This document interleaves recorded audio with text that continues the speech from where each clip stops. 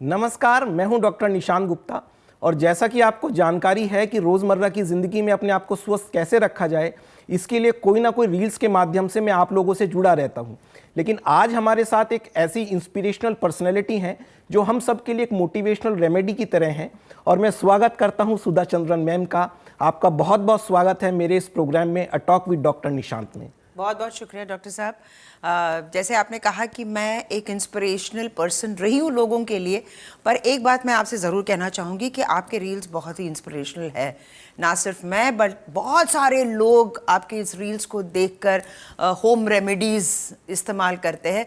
And ख़ास तौर से आज मैं बहुत खुश इसलिए हूँ क्योंकि आज मैं यहाँ आई हूँ। थोड़ी बहुत जानकारी तो मुझे भी है, लेकिन आपके ज़रिए मैं बहुत सारा इन्फॉर्मेशन यहाँ से लेकर जाना चाहती हूँ आयुर्वेदिक के बारे में, आयुर्वेदा के बारे में, होम रेमेडीज़ के बारे में।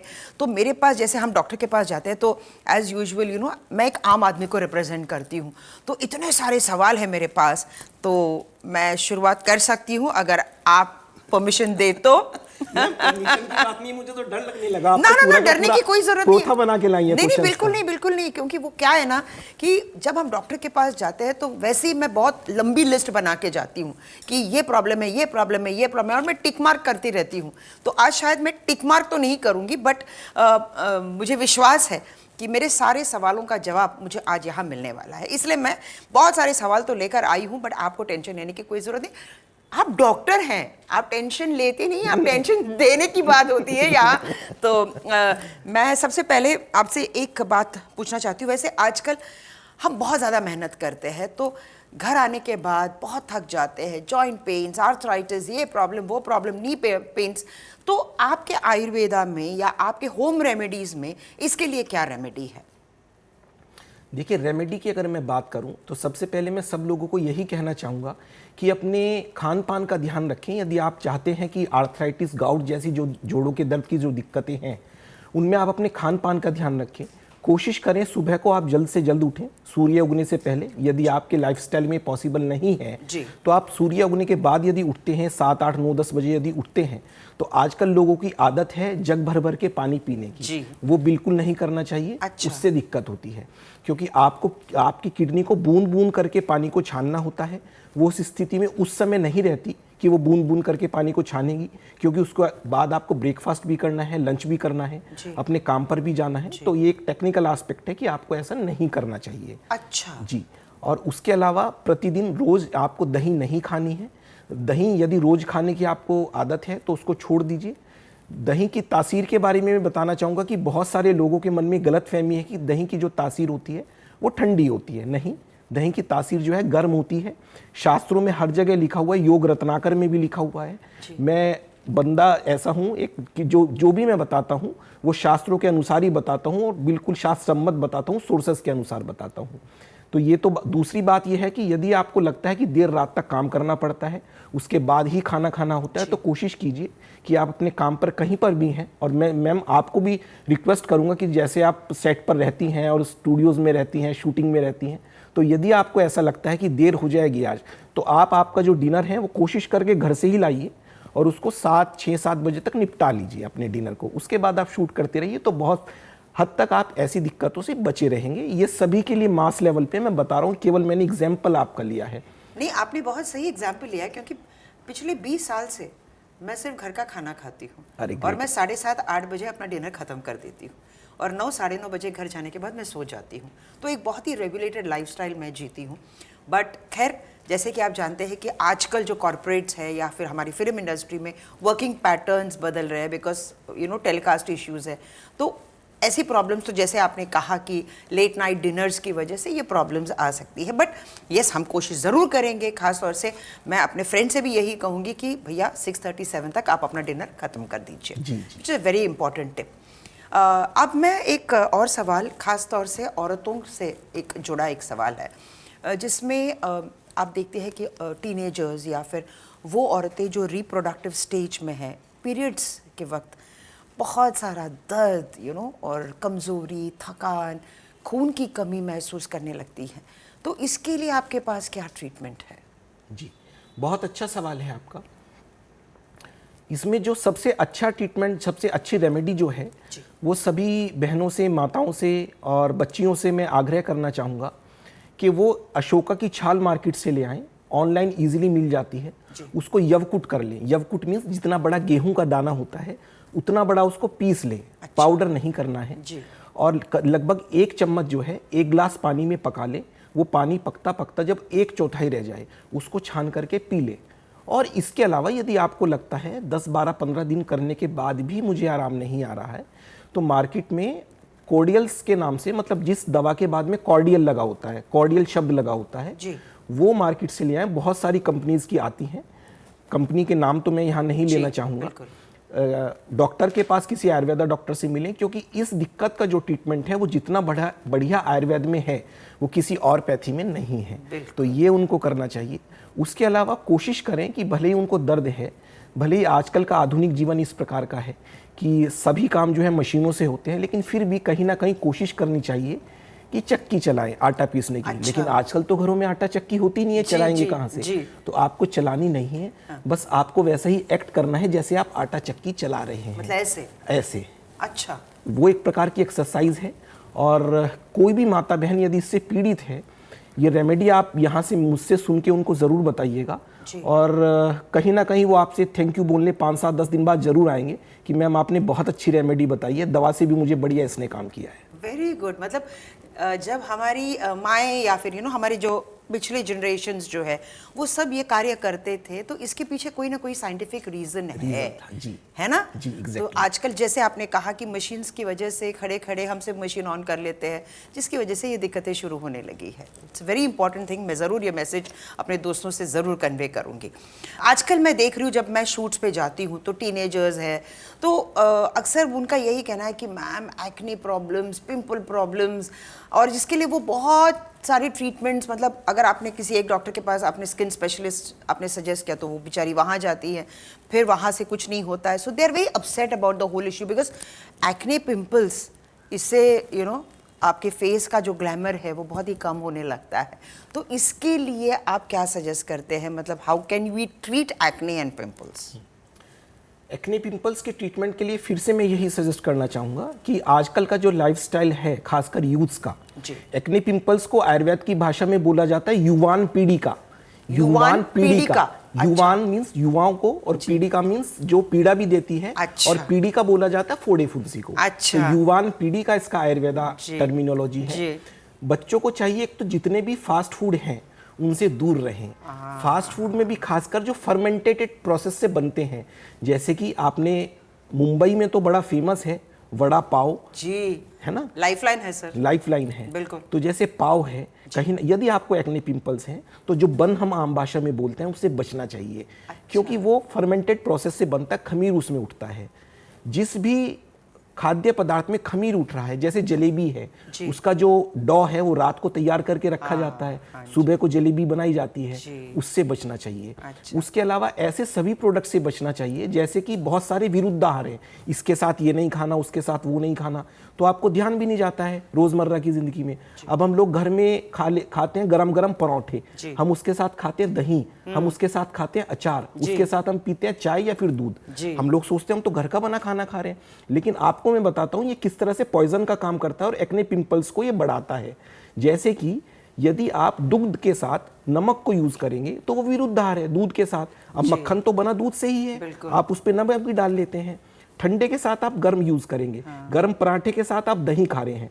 वैसे तो मैंने आपको बताया कि दही की तासीर ठंडी होती है, लेकिन जो दही की तासीर जब आप पराठे के साथ लेंगे तो वो विरुद्ध बन जाती है, एक दूसरे के प्रतिकूल बन जाती है, तो वो विरुद्ध आहार। उसके साथ आपने अचार भी खाया, अचार भी कहीं ना कहीं जो प्रोसेस है इस तरीके से बनता है कि उसमें प्रिजर्वेटिव लगता है, या उसमें फिर सिरका लगता है, या फिर इस तरह की उसमें राई लगती है, इस तरह की उसमें इंग्रेडिएंट्स होते हैं। उसके बाद आपने चाय पी लिया, फिर दूध पी लिया, तो आपकी वो रोजमर्रा की जिंदगी में आ गया। अब आपको ये तो पता नहीं लगेगा कि मैं विरुद्धार आप तो ये सोचेंगे कि मैं तो घर का बना खाना खाता हूँ, लेकिन आप तो अर्थ का अनर्थ कर रहे हैं। तो इन चीजों से बचिए, एक्ने पिंपल्स को बढ़ावा देती हैं। तो कॉम्बिनेशंस कैसे, मतलब हम कैसे फिक्स करें इस चीज को कि पराठे के साथ फिर क्या खाना चाहिए? मोटे तौर पे पराठे के साथ जो आपको खाना चाहिए, आपको या तो छाछ लेनी चाहिए। अच्छा। आजकल तो बड़े शहरों में भी छाछ इजीली अवेलेबल है। जी। वैसे कायदे से वो छाछ नहीं होती जो मार्केट में कंपनीज की पैक्ड छाछ मिलती है, दैट इज घोल।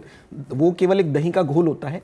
छाछ कायदे में वही होता है जो दही में पानी या बर्फ डाल के मक्खन अलग कर लिया जाता है, जो हमारी माएँ और दादियाँ पुराने समय में बनाया करती थी।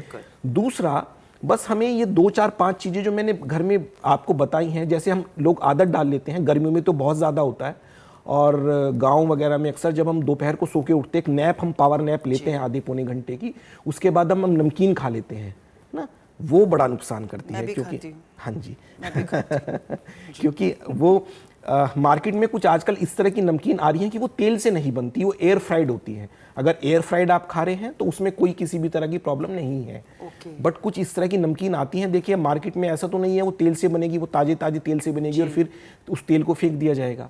तो एक तो ये है। दूसरा, यदि आप मार्केट में जा रहे हैं और नूडल्स वगैरह खा रहे हैं तो उसमें जो एक नमक डलता है, पीपरमेंट की तरह वो होता है, जिसको बोलते हैं मोनोसोडियम ग्लूटामेट, आम भाषा में उसको बोला जाता है अजीनामोटो।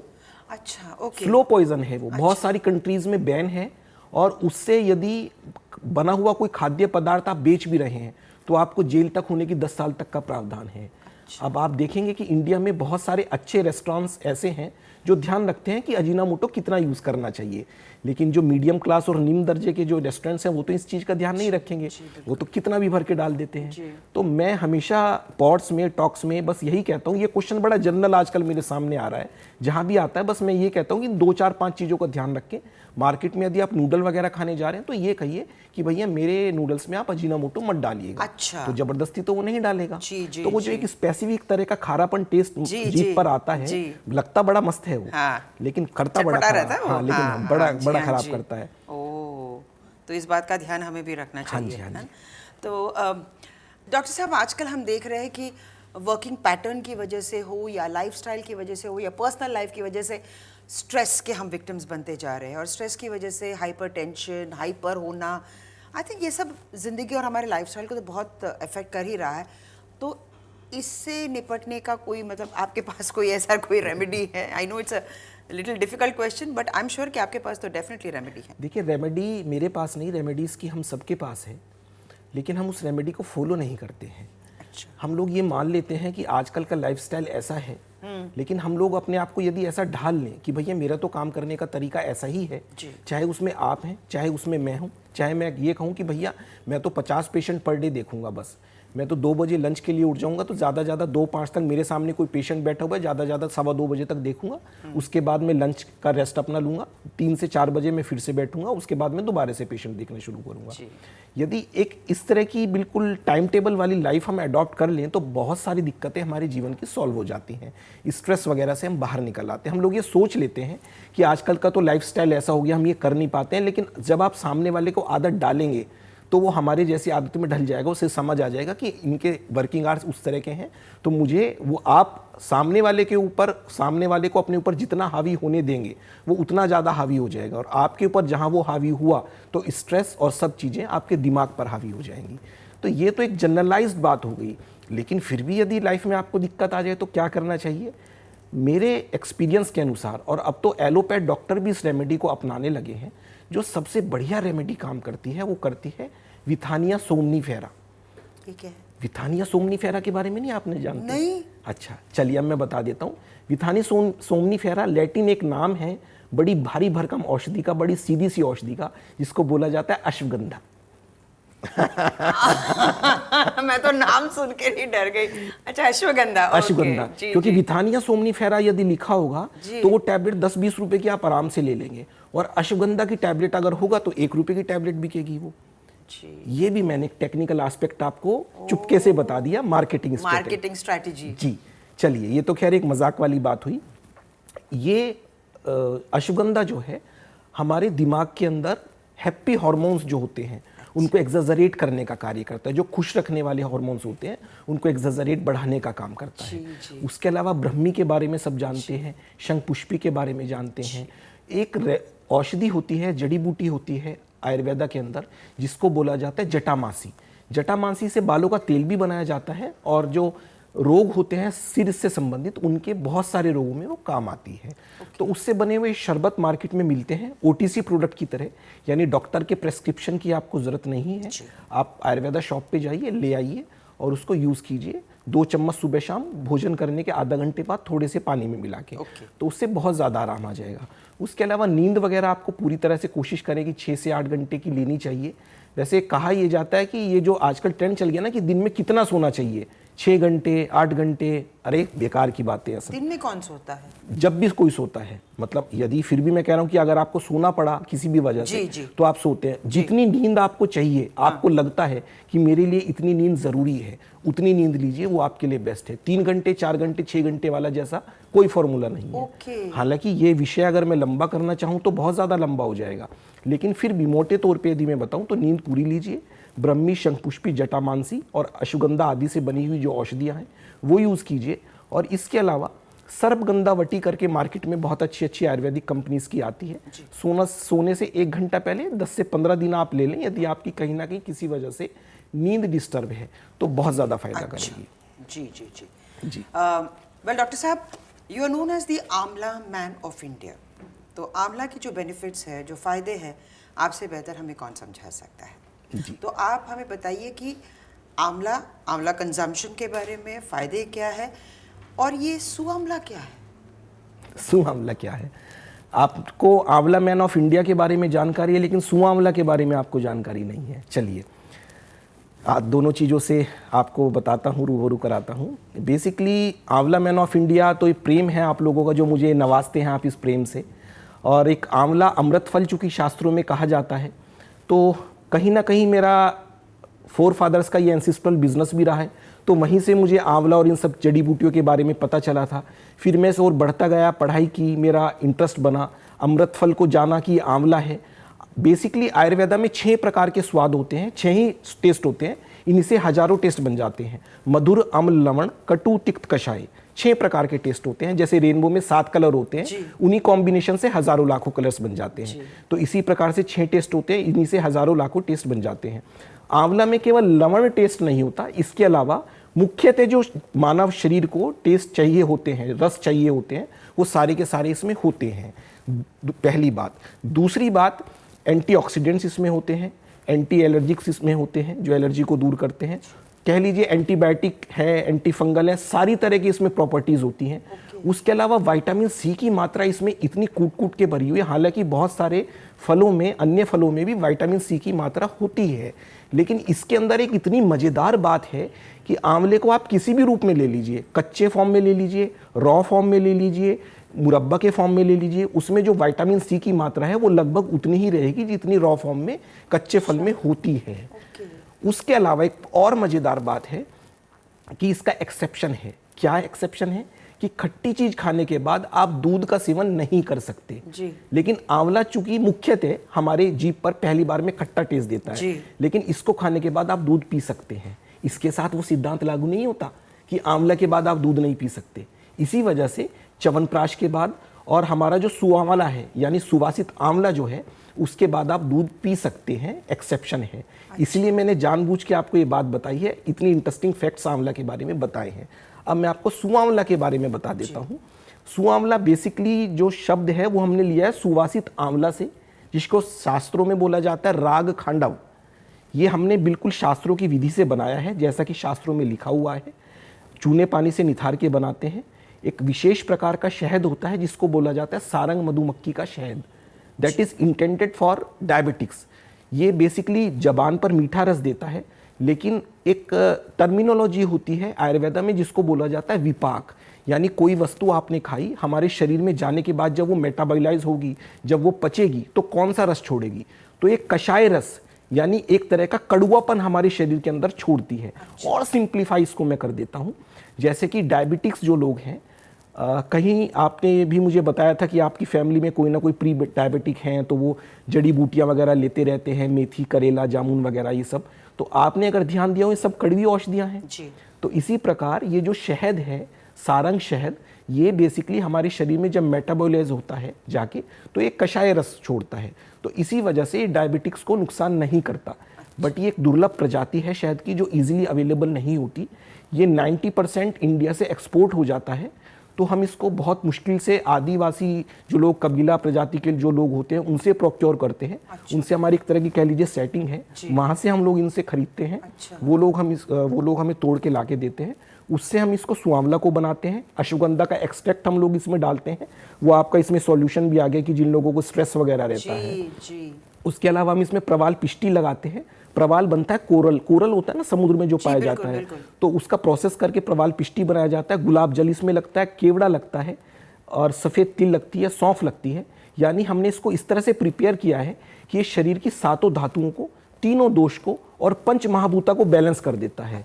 अब ये 3 टर्म्स अगर बैलेंस हो जाएं शरीर के अंदर तो मानव जीवन पूरी तरह से स्वस्थ हो जाएगा। लेकिन ऐसा नहीं है कि आप यदि किसी क्रॉनिक लेवल पे चले गए तो ये सुआंवला उसमें काम कर देगा। इनिशियल आपने अपनी दिक्कत पहचान ली और सुआंवला आपने खाना शुरू कर दिया। जैसे कि बच्चों की बहुत सारी समस्याओं में काम करता है, बुजुर्गियत में बहुत सारी समस्याओं में काम करता है, लेडीज को जो मेंस्ट्रुअल साइकिल की प्रॉब्लम होती है उसमें बहुत सारी दिक्कतों में काम करता है। तो लगभग ये 110 रोगों में काम करता है सुआंवला, यानी कि सुवासित आंवला। सो ये एक मैजिकल हर्ब हम कह सकते हैं ना इसको? मैजिकल हर्ब तो खैर कुछ नहीं होता, मैजिक रेमेडी कहना तो गलत होगा, लेकिन शास्त्रों में जैसा लिखा हुआ है ये वैसे हमने बनाया है। बस मैं इसके बारे में इतना ही कहूँगा। राग खांडव बड़ी हमने मतलब ये मेरे लिए एक चाइल्ड की तरह है कि मैंने इसको बड़ा होते देखा है। अपने हाथ से एक छोटा सा पौधा लगाया था और आज वो काफ़ी बड़ा हो गया है आप लोगों की दुआ से। बस, और मैं यही चाहूँगा कि सुआंवला के लिए आशीर्वाद दीजिएगा हमें, और जहाँ भी आपको मौका मिले सुआंवला के बारे में जरूर बताइए। बिल्कुल बिल्कुल, क्योंकि उसके बेनिफिट्स के बारे में क्या होता है, कई बार ऐसा होता है कि हम सिर्फ एक मेडिसिन को सिर्फ नाम से जानते हैं, बेनिफिट्स के बारे में हम पूछते ही नहीं है। लेकिन आज आपके ज़रिए हम ये समझ पा रहे हैं कि एक एक इंग्रेडिएंट जो उसमें जाता है एक मेडिसिन बनने में या बनाने में क्या बेनिफिट्स है, वो बहुत ज़रूरी है कि पहले हम उस चीज़ को समझें। और आज आपने बहुत ही एक सिंपल लैंग्वेज में, कई बार जब हम डॉक्टर्स के पास जाते हैं तो वो ऐसे ऐसी भाषा में बात करते हैं कि एक आम आदमी, मैं एक बहुत ही ऑर्डिनरी पर्सन हूँ, तो मैं हमेशा डॉक्टर से यही कहती हूँ कि भैया वो भाषा में समझाओ जो बात हमको समझ में आए। जैसे मैंने विथानिया सोमनीफेरा का जानबूझ के एग्जाम्पल दिया मैं तो कंफ्यूज ही हो गई, मैंने कहा ये क्या नाम है। यही होता है ना जब आप एक किसी डॉक्टर के पास जाते हो, तो अगर ऐसे बड़े बड़े शब्द बोल दे, वैसे बीमारी से हम परेशान हैं, ऐसे शब्द जब हम सुनते हैं ऐसा लगता है कि कुछ ज़्यादा ही हो गया है। डॉक्टर साहब, एक और सवाल मैं आपसे पूछना चाहती हूँ। एक बात मैं भी पूछूं? पूछिए ना। मेरा नंबर कब आएगा? आपका नंबर आ गया, मतलब आप कुछ सवाल पूछना चाहते हैं ना? मैम, मैं तो बहुत देर से ये सोच रहा हूँ कि मैम पूछना तो मुझे चाहिए था, मैम मुझसे पूछे जा रही है, आज ये क्या हो रहा है? वो इसलिए क्योंकि मैं आम ऑडियंस को रिप्रेजेंट करती हूँ, तो यस आप ज़रूर पूछ सकते हैं। जी सुधा मैम, आप हम सब के लिए एक इंस्पिरेशन हैं जी, और मैं बस यही जानना चाहूँगा कि आपकी लाइफ में सबसे बड़ा इंस्पिरेशन क्या रहा है? मेरी ज़िंदगी में जैसे कि आप जानते हैं कि एक हादसे के बाद लोगों ने मुझसे कहा कि आप ये नहीं कर सकती, तो मेरे लिए वो फेलियर जो है, और जब लोग मुझसे ये कहते हैं कि सुधा तुम ये नहीं कर सकती, तो वो मेरे लिए एक बहुत बड़ा चैलेंज है। जब लोग मुझे प्रोवोक करते हैं, लोग मुझसे ये कहते हैं कि तुम इसके लिए लायक नहीं हो, तुम इसके लिए नहीं बनी हो, तो मैं हमेशा यही सोचती हूँ कि ये होते कौन है, जजमेंट पास करने वाले ये लोग कौन है? भाई ये मेरी ज़िंदगी है, मुझे डिसाइड करना है कि मुझे क्या करना है। तो बस आई थिंक यही एक इंस्पिरेशन है कि जब भी मैं फेल हो जाती हूँ या जब भी मैं गिरती हूँ, तो मुझे ऐसा लगता है कि अगर मैं 10 कदम पीछे गई हूँ तो मुझे 100 कदम आगे बढ़ने। Great ma'am, great. 100 कदम आगे बढ़ने पे मुझे याद आया कि अपनी रोज़मर्रा की ज़िंदगी में 100 कदम आगे बढ़ने के लिए फिजिकली आप क्या क्या करती हैं, क्योंकि इतने बिजी हेक्टिक शेड्यूल है आपका, तो 100 कदम आगे और रोज़ तेज़ी से बढ़ने के लिए क्या करती हैं? 2-3 चीज़ें हैं। मैं बहुत हैप्पी रहती हूँ। अच्छा, जैसे आपने कहा हैप्पी हार्मोन्स, इसके बारे में मुझे नहीं पता था, बट जब मैं सवेरे उठती हूँ तो मैं कभी मोरोज होके नहीं उठती हूँ, मैं कभी सैड नहीं रहती हूँ, क्योंकि मुझे ऐसा लगता है कि एक नई ज़िंदगी हमें मिली है रोज़, और एक नई दिन की शुरुआत है, मुझे बहुत कुछ करना है। तो अगर मैं डिप्रेस्ड होके जाऊंगी, तो मेरा ये मानना है कि अगर आप सेट पे जाते हो, आप डिप्रेस्ड हो, तो वो आप एक फीलिंग हर किसी में आप स्प्रेड करते हो। जब कोई आपके पास आता है खुशी खुशी और वो आपसे बात करने लगता है, तो आई पर्सनली फील कि आप वो हैप्पीनेस, वो खुशी दे पाते हो जो शायद आप पैसों से कभी नहीं तोल सकते। सेकेंडली ये बात है कि मैं डांस बहुत करती हूँ, तो मैं अपने आप को बहुत फिट रखती हूँ। बिना डांस के तो मुझे ऐसा लगता है कि मैं जिंदा रह ही नहीं सकती। देन काम के प्रति मेरा डेडिकेशन है, तो जब मैं सेट पे जाती हूँ मैं कुछ और नहीं सोचती, मैं सिर्फ काम पे फोकस करती हूँ। तो ये सारी चीज़ें हैं। And the strongest thing is जब आप घर आते हो, फैमिली सपोर्ट। एक हेल्दी लाइफ के लिए फैमिली सपोर्ट बहुत ज़रूरी है, क्योंकि जब आप घर आते हो इतने सारे टेंशन्स लेकर आते हो तो आपको समझ में नहीं आता कि इस चीज़ को हम डाइल्यूट कैसे करें। बट जब आप घर आते हो तो आपकी एक फैमिली है जो कहती है कि छोड़ दो ना, जो हुआ सो हुआ, हम है ना तुम्हारे साथ। I think you one the battle. मैं हूं ना, मैं हूं ना। क्या बात है। एक सीक्रेट मैं और पूछना चाहूंगा, यदि आप बता दें तो। जी बिल्कुल। आपने थोड़ी देर पहले कहा था कि मैं आपको फॉलो करके आपकी रील से मैंने बहुत ज़्यादा फ़ायदा उठाया है। ऐसी उसमें कौन सी रील है जिसको देख के आपने वो रेमेडी अपनाई है और उससे फ़ायदा उठाया है? आज बता ही दीजिए मैम। एक्चुअली मुझे जैसे यूरिक एसिड से एक बहुत कॉमन प्रॉब्लम है ये, बट मुझे ऐसा लग रहा था कि यूरिक एसिड की वजह से ना घुटनों में बहुत दर्द होने लगा था, जैसे जॉइंट्स में। तो मैं समझ नहीं पा रही थी कि ये ओल्ड एज की वजह से, is it an ageing process या फिर यूरिक एसिड की वजह से है। तो तब मैंने आपके काफ़ी रील्स देखे और चोरी करके मैंने, मतलब मैं बहुत लिखती हूँ तो ये सारे पॉइंट्स मैं नोट करती हूँ। फिर मैंने अर्क का इस्तेमाल करना मैंने शुरू किया, पान का सेवन मैंने करना शुरू किया। तो मैं आपके रील से मैं बहुत इंस्पायर हुई हूँ और आज मुझे खुशी इस बात की हो रही है कि रूबरू मैं आपसे इस पॉडकास्ट के ज़रिए मैं आपसे मिली हूँ। बहुत सारी जानकारियाँ हैं जो मैं लेकर जा रही हूँ, बहुत सारी जानकारियाँ मेरे ज़रिए मैं अपने ऑडियंस को दे रही हूँ। तो we are all today medically enriched, मैं बोल सकती हूँ। मेडिकली हम लोग बहुत ही एनरिच्ड हो गए हैं। बट आई थिंक अब आपके सवाल अगर ख़त्म हुए तो 2-3 सवाल और मैं पूछना चाहती हूँ आपसे, अगर आज तो आप ये चाह रही हैं कि डॉक्टर निशांत हैं तो ले लूं बस। बिल्कुल, आज तो मैं कोई मौके पे मैं चौका मारना चाहती हूँ। अच्छा। आपसे जितनी जानकारी मैं हासिल कर सकती हूँ वो सब मैं लेना चाहती हूँ। लेकिन मैं एक रिक्वेस्ट आपसे करूंगा। जी बोलिए ना। कि अब से आपको वो नुस्खे चुरा के लिखने नहीं हैं, तो आपको सेव करनी है उस वीडियो को और शेयर करना है बाकी लोगों के लिए। जी, ये आपने सही कहा। देखा मैं कितनी सेल्फिश थी ना, मैं सिर्फ अपने लिए नोट डाउन कर रही थी। बट डेफिनेटली इसको मैं शेयर जरूर करूंगी। Share not only through social networking, but एक होता है ना जब आप बोलते हो तो लोग आप पर विश्वास करते हैं। तो ये भी मैं बोलती बहुत ज़्यादा हूँ, तो मैं अपने शब्दों से या जैसे आज ये एक्सपीरियंस रहा है मेरा, मैं डेफिनेटली इस नॉलेज को मैं डेफिनेटली शेयर करूँगी। अब एक और प्रोडक्ट है जो आपका अपना प्रोडक्ट है, च्यवनप्राश। तो इसके बारे में आप क्या जानकारी हमें दे सकते हैं डॉक्टर? मैम च्यवनप्राश नहीं, वाकई च्यवनप्राश।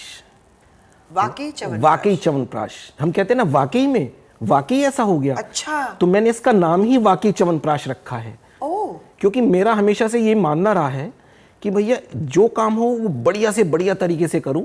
1 साल की जगह चाहे लग जाए उसमें 3 साल, जी, चाहे 10वीं क्लास 1 साल के बजाय हो जाए 3 साल में पास। अच्छा। मतलब मैं थोड़ी ब्लैंक हो गई थी। मैंने कहा अच्छा 3 साल एक क्लास में, नहीं। बट ऑफ कोर्स जैसे आप कह रहे हैं कि एक रिसर्च के पीछे जो मेहनत है। तो वाकई च्यवनप्राश इसका नाम इसी वजह से है। हालांकि वाकई जो नाम है वो हिंदी लैंग्वेज का नाम नहीं है, लेकिन हम लोग सिर्फ इतने सेल्फिश नहीं हो सकते कि जो टर्मिनोलॉजी है, जो शब्द हमारी जुबान पर चढ़ा हुआ है, हम उसको दरकिनार कर दें। क्योंकि कोई भी व्यक्ति 100% हिंदी बोल के तो जी नहीं सकता। जितना प्यार मुझे हिंदी से है मैं बता नहीं सकता, मेरी मातृभाषा है। लेकिन ये क्वेश्चन कहीं ना कहीं आ जाता है कि आपने इसका हिंदी वाला नाम क्यों नहीं रखा। तो वाकई च्यवनप्राश एक ऐसा नाम है जो रजिस्टर बड़ी इजीली हो जाता है, और वाकई में ये उसी विधि से बना हुआ है जैसा कि शास्त्रों में लिखा हुआ है। आपको पता है मैं इसमें गिर गाय का देशी घी उसी तरह से यूज करता हूं जैसा कि शास्त्रों में लिखा गया है। चीनी इसमें नहीं है, सारंग मधुमक्खी का शहद इसमें डलता है। डायबिटिक्स लोग इसको यूज कर सकते हैं। और उसके अलावा आपको जानकर हैरानी होगी कि सोना चांदी के नाम पर जो च्यवनप्राश में आप लोगों को अट्रैक्ट करने के लिए धोखा किया जाता है, वो सोना चांदी भी हम लोग च्यवनप्राश के साथ अलग से देते हैं। सोने का वर्क देते हैं, सर्टिफिकेट में से आप उसको निकालिए, च्यवनप्राश में मिलाइए ताकि आपको पता चले सोना मैंने अपने हाथ से मिलाया है। चांदी का वर्क देते हैं, चांदी का वर्क आप निकालिए, अपने हाथ से मिलाइए ताकि आपको पता चले कि चांदी सोना मैंने अपने हाथ से मिलाया है। ओह, जी। तो ये बात रही, बहुत यूनिक है ये। हाँ जी, बड़ा यूनिक कॉन्सेप्ट है।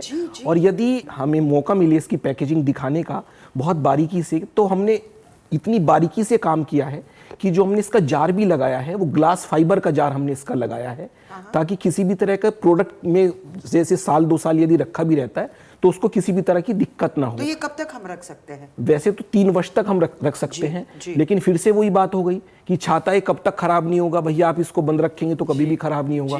अब लिया तो हमने धूप और बारिश के लिए वो है ना, तो वो प्रोटोकॉल के तहत लिखना तो जरूर पड़ता है।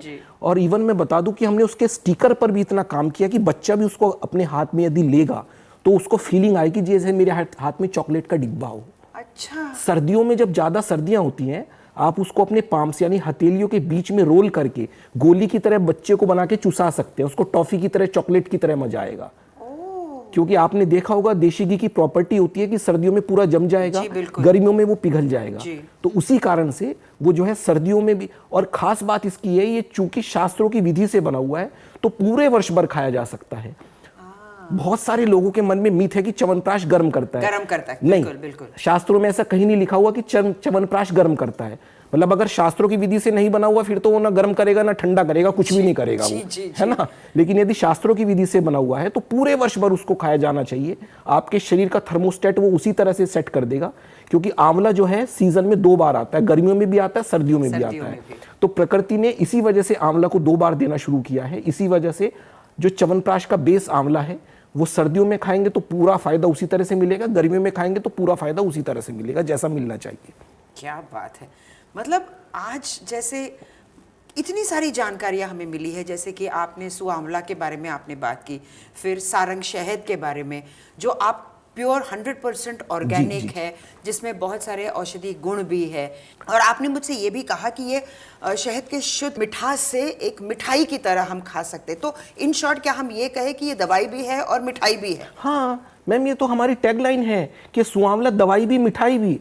ओह, हाँ जी। अच्छा। तो मतलब ये टैगलाइन तो मतलब बहुत ही इंटरेस्टिंग है कि ये दवाई भी है और मिठाई भी है। हाँ जी, है ना। सो ये बहुत इंटरेस्टिंग है।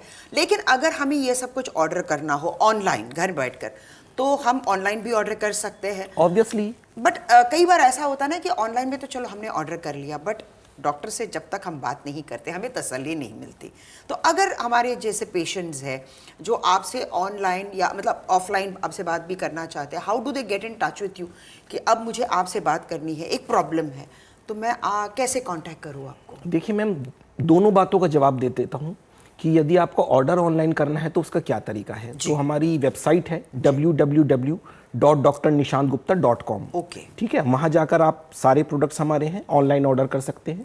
और यदि कोई संपर्क कंसल्टेशन के लिए, पर्सनल कंसल्टेशन के लिए मुझसे संपर्क करना चाहता है तो इस वीडियो में नंबर दिया हुआ है, तो हमारे मैनेजर्स मुझसे अपॉइंटमेंट फिक्स करा देंगे। अच्छा। और आप अपनी 1-to-1 कंसल्टेशन फिजिकली हमारे क्लिनिक पे आके ले सकते हैं या फिर ऑनलाइन कंसल्टेशन कर सकते हैं।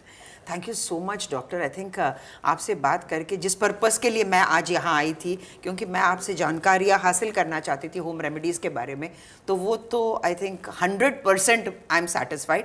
एंड जो ऑडियंस हमें सुन रहे देख रहे हैं वो भी 100% सेटिस्फाइड होंगे। तो दोस्तों, ये थी जानकारी आयुर्वेदिक होम रेमेडीज़ के बारे में। तो अब आपको टेंशन लेने की कोई ज़रूरत नहीं है। स्ट्रेस हो, हाइपरटेंशन हो, हर चीज़ का समाधान डॉक्टर के पास है। So it is such a pleasure talking to you doctor Nishant Gupta ji.